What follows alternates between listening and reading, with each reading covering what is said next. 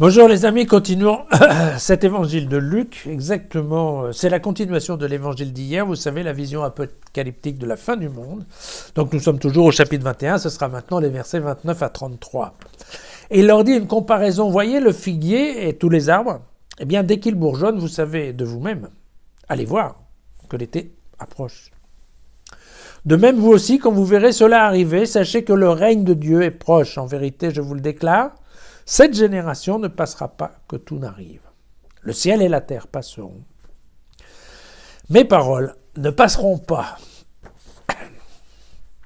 Alors évidemment, quand on lit ça comme ça, on se dit, bon, c'est quand même pas très sérieux. Là, Luc, il s'est complètement planté. Alors, bon, les paroles, on va dire qu'elles ne sont pas passées, qu'effectivement, des gens comme nous continuons de le lire, donc ça, c'est plutôt vrai. Enfin, c'est le ciel et la terre, effectivement, ils sont toujours là. Certes, il y a bien quelques petites catastrophes ici et là.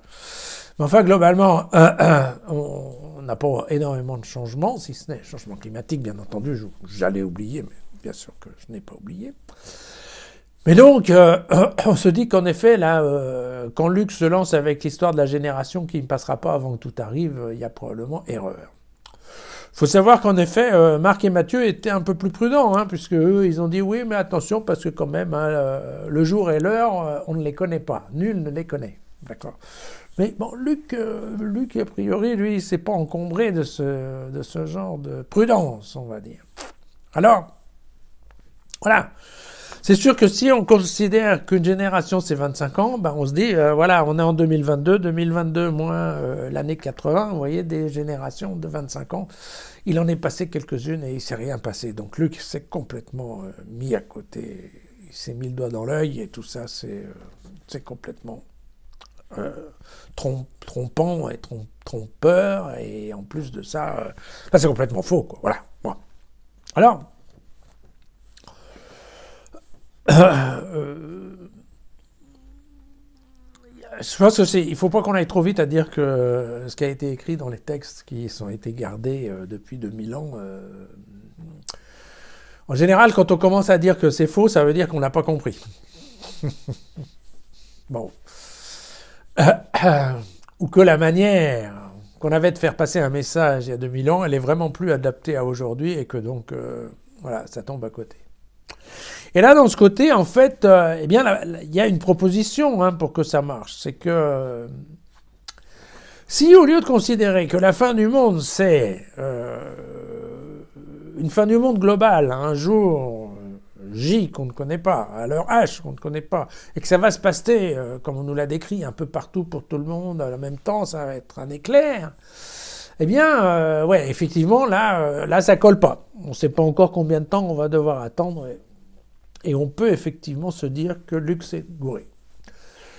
Si par contre, on essaye de réfléchir à la notion de la génération comme étant l'espace d'une vie, et comme étant l'espace de la vie de chacun, à ce moment-là, c'est pas tout à fait aussi idiot que ça, ce texte. Non. Si on considère que le jugement dernier, en fait, c'est le jugement dernier individuel, et si on estime que ça se fait au moment de notre mort terrestre, c'est-à-dire en fait à la fin de notre génération personnelle, d'accord ? À ce moment-là, oui, en fait à la fin c'est vrai, parce que ça se passe pour tout le monde.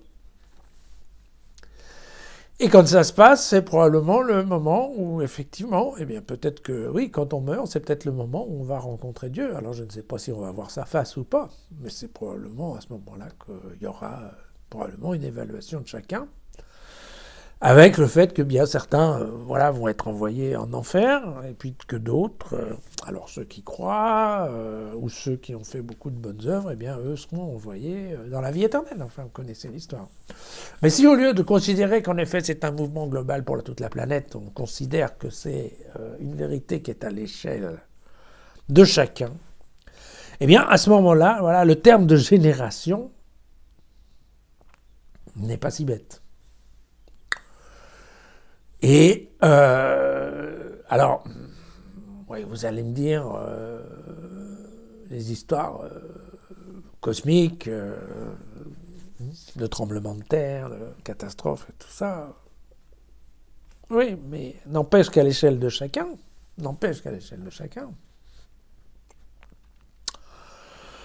nous avons tous à lutter contre nos guerres.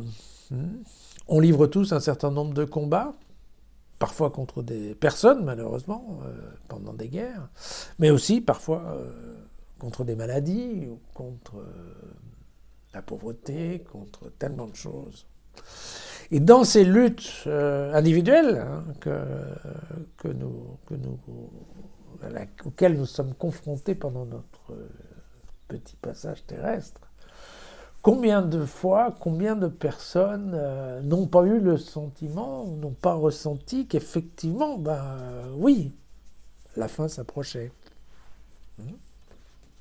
Il n'y a pas besoin d'avoir en tête l'histoire du troisième âge. Je pense que de nombreux gens qui malheureusement sont gravement malades ou ont de graves problèmes de santé, sont alités à l'hôpital et tout ça. Vous voyez bien que quand même beaucoup plus de gens qu'on ne le pense sont tout à fait conscients d'une extrémité qui arrive. D'ailleurs, c'est bien pour ça que l'Église a créé, par exemple, le sacrement des malades.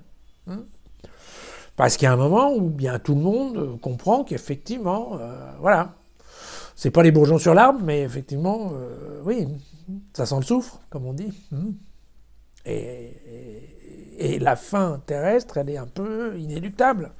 Et que, il est important, de se préparer, parce qu'effectivement, quand ça va se passer, c'est probablement le moment où on va nous demander des comptes, si un jour je vous en demande, ce qui est, toujours la question de la foi et de la religion. Et donc, vous voyez que, en fait, ce message sur le fait que beaucoup de choses passent, que seule la parole reste, je crois qu'en effet, c'est un peu la situation de presque, en effet, de tout le monde, quand on arrive à un moment où on sent bien que, la vie terrestre s'arrête et que, qu'est-ce qui va nous rester au moment terminal, au moment final. Donc ce texte qui peut paraître complètement faux, complètement dépassé, vous voyez que selon l'angle selon lequel on le regarde, pas tout à fait aussi bête que ça. C'est même le mot de génération. C'est ça. À demain.